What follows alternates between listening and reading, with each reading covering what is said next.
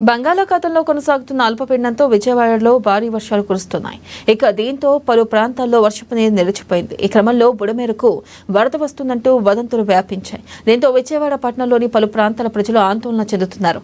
ఈ వదంతులపై ఎన్టీఆర్ జిల్లా కలెక్టర్ లక్ష్మ్యాస స్పందిస్తూ బుడమేరకు వరద అంటూ వచ్చే వదంతులను ప్రజలు నమ్మవద్దని కోరారు. భారీ వర్షాల నేపథ్యంలో బుడమేరులో ప్రవాహంపై వెలగలేరు రెగ్యులేటర్ వద్ద ప్రత్యేక బృందాన్ని నిరంతరం నిశితంగా పరిశీలిస్తోందని తెలిపారు.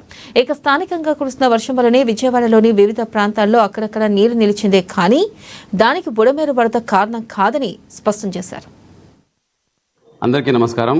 నేను ఎన్టీఆర్ కలెక్టర్ మాట్లాడుతున్నాను. బుడమేరు గురించి ముఖ్య సూచన, మీడియాలో కానీ లేదా సోషల్ మీడియాలో ఎక్కడైనా బుడమేరు వరదల గురించి ఎవరైనా అపోహలు సృష్టిస్తుంటే దయచేసి నమ్మకండి. బుడమేరుని రెగ్యులేటర్ దగ్గర నుంచి బుడమేరు ఫ్లో మొత్తం జాగ్రత్తగా మానిటర్ చేస్తున్నాము.